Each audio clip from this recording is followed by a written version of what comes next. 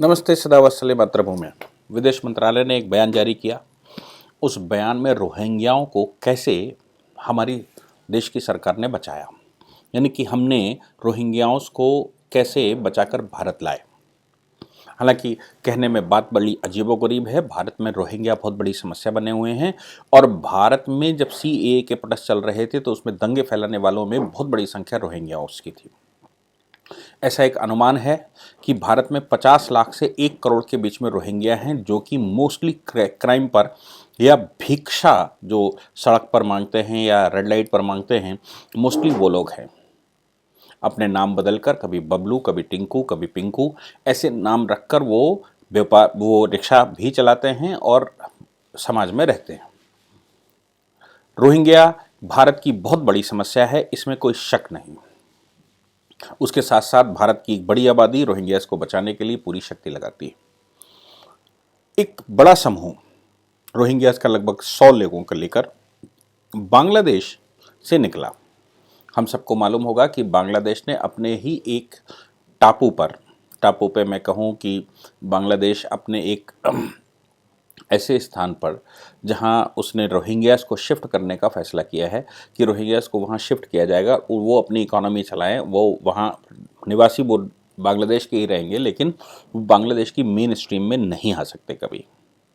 और जिसको भी संसार में मदद करनी है वो उस टापू पर जाकर उन रोहिंग्यास की मदद करे। इसी क्रम में रोहिंग्या लगातार रोहिंग्याओं को ले जाकर एक नाव के माध्यम से, स्टीम्स के माध्यम से, जहाज के माध्यमों से बांग्लादेश के कुछ बाजारों से, बांग्लादेश के कुछ हिस्सों से रोहिंग्यास को एक टापू पर शिफ्ट किया जा रहा है। हालांकि उस पर राजनीति नहीं हो रही है। भारत में अगर किसी टापू पर हम शिफ्ट करते तो शायद भारत में बहुत बड़ी राजनीति होती और भारत में बहुत सारी समस्याएं यूएनओ तक चली जाती, ह्यूमन राइट कमीशन वाले एक्टिव हो जाते, भारत के ह्यूमन राइट कमीशन वाले एक्टिव हो जाते। भारत में अरबन नक्सल अभी मोमबत्ती लाइट करने लगता और कहता कि उनके ह्यूमन राइट हैं, उनको मेन स्ट्रीम से बाहर निकाल कर किसी टापू पर क्यों डाल रहे हो। किंतु बांग्लादेश डाल रहा है, बांग्लादेश टापू पूरा बसा रहा है रोहिंग्यास को लेकर, इसमें किसी को कोई आपत्ति नहीं।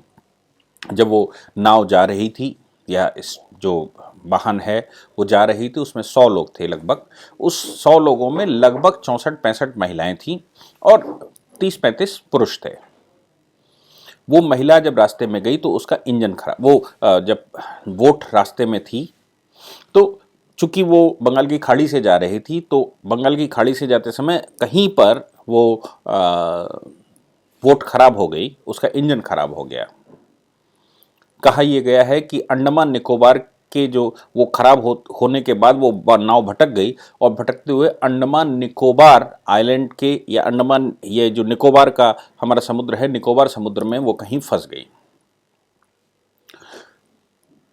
यूएनओ में उसकी कोई सूचना किसी प्रकार से गई, यूएनओ ने उनसे कम्युनिकेट करने की कोशिश की। वो शरणार्थी थे। उन शरणार्थियों को जब कम्युनिकेट किया गया तो उन्होंने बताया यूएनओ को कि हमारे 8 लोग मर चुके हैं भूख की वजह से, क्योंकि हम लगातार 15 दिन से फंसे हुए हैं। इंजन खराब होने की वजह से नाव आगे नहीं बढ़ सकती। अपने आप जितनी नाव चल रही थी वो चल रही थी और बहते बहते वो निकोबार के समुद्र में पहुंच गई या अंडमान के समुद्र में पहुंच गई। अब अंडमान का समुद्र तो हमारे जुरिडिक्शन में आता है।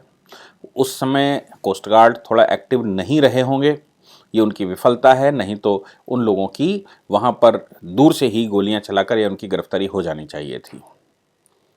कोस्ट गार्ड की इस इनएक्टिविटी की वजह से वो वहाँ नाव लगातार फैली रही। यूएनओ ने भारत सरकार को संपर्क किया और भारत सरकार को संपर्क करने के बाद उनसे आग्रह किया कि वो भूखे प्यासे फंसे हुए हैं, एक बड़ी आबादी है। अब 64 के लगभग महिलाएं और 26 के लगभग पुरुष उसमें हैं, बचे हैं। बाकी 8 लोग मर चुके हैं। भारत सरकार की संवेदनशीलता देखिए कि जैसे ही यूएनओ की खबर आई तो कोस्ट गार्ड एक्टिव हुआ और कोस्ट गार्ड वहां पर जाकर उस नाव को बचाकर लाया। उन लोगों को भोजन पानी दिया, उन लोगों को दवाइयाँ दी। दवाइयाँ देने के बाद उनके स्वास्थ्य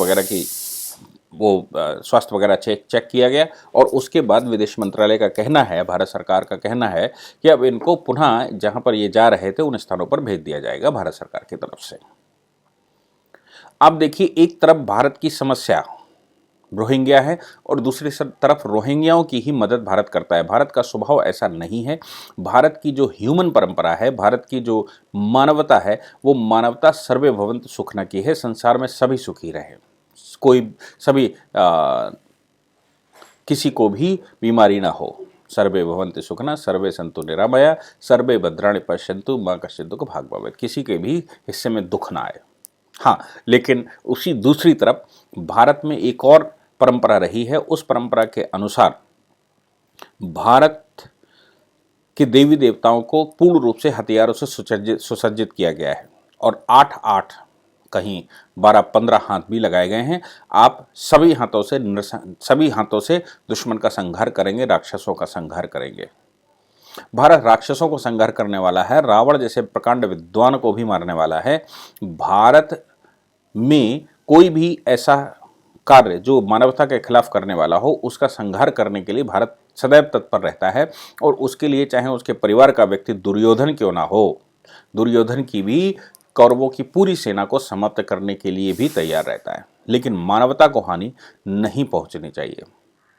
जो लोग मानवता को हानि पहुंचाते हैं उनका दुश्मन भारत है, चाहे वो पाकिस्तान हो चाहे वो चीन हो। इसलिए भारत की ओरिजिनल परंपराओं में मानवता की रक्षा करने के लिए अगर किसी समय जब कोविड की समस्या चल रही हो या लीबिया में युद्ध चल रहा हो या कोई देश में किसी प्रकार का गृह युद्ध हो गया हो, उन सभी सिचुएशंस में जो मुस्लिम वर्ग भारत का वहाँ काम करता है या जो भारत के नागरिक उन देशों में काम करते आए हैं, वहाँ आतंकवादी किसी को घुसने नहीं दे रहे हैं। इराक युद्ध भी जब चल रहा था तब की बात भी है, उसके बाद भी जो युद्ध चल रहे थे उन सभी युद्धों में, चाहे सीरिया का चल रहा हो चाहे लीबिया का चल रहा हो, भारत की सरकार तुरंत एक्टिव होकर अपने नागरिकों को वहाँ से निकाल कर लाई। आपको याद होगा वीके सिंह जी जो उस समय उप विदेश मंत्री थे, उप विदेश मंत्री थे, वो स्पेशल वाहन लेकर गए और उन देशों से हमारे लोगों को निकाल कर लाए। यानी कि मानवता बहाल रहनी चाहिए।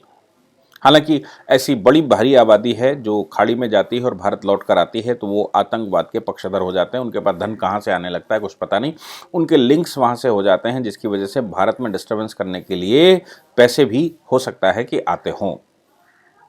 लेकिन मैं जिस समय मानवता की बात कर रहा हूं, भारत का मानवीय स्वरूप किसी से छुपा हुआ नहीं है। रोहिंग्यास को हम बचा कर लाए और रोहिंग्यास को भोजन पानी दिया, उनको दवाई दी, लेकिन इलीगल तरीके से अगर रोहिंग्या भारत में घुसने का प्रयास करें तो ये भारत की जिम्मेवारी बनती है कि भारत उनको नष्ट करे, बॉर्डर से किसी को भी अंदर न आने दे।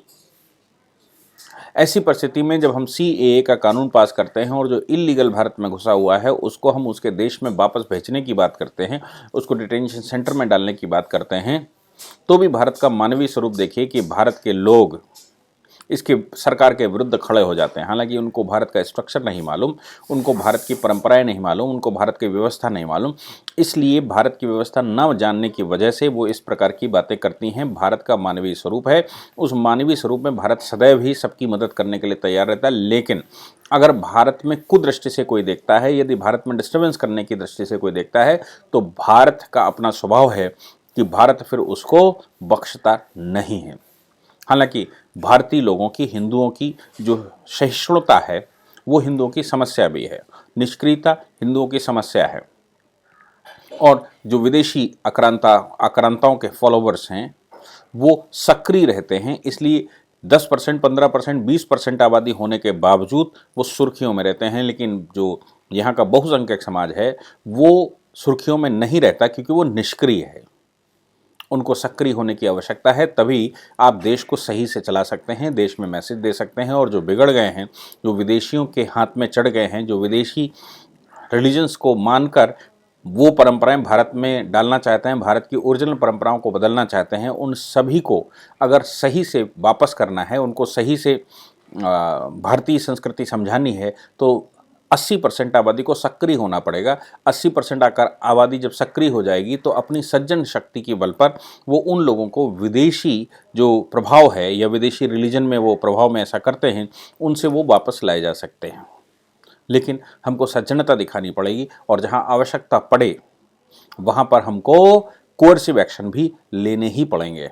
मुझे लगता है कि हमारा देश आज एक बड़ी विषम परिस्थिति में फंसा हुआ है। इस परिस्थिति से निकालने का जो हथियार है वो है 80% आबादी का सक्रिय होना। यदि आप सक्रिय हो जाते हैं तो बाकी लोग स्वयं में अपने घर में वापस आएंगे, लेकिन आप निष्क्रिय रहते हैं तो वो जो विदेशी बुद्धि से चल रहे हैं, विदेशी संस्कारों को अडॉप्ट कर चुके हैं, वो भारत में समस्या खड़ी करते रहेंगे और वापसी की उम्मीद नहीं की जा सकती। इसलिए 80% आबादी को वापस आना है। 80% आबादी को किसी न किसी प्रकार से सक्रिय होना ही होगा। सज्जन शक्ति उनको वापस ला सकती है। भारत का स्वभाव ऐसा ही है। Thank you very much. यदि आप लॉ पढ़ना चाहते हैं तो कहीं और क्यों जाना, हमारे ऐप को डाउनलोड करें और लॉ पढ़ें।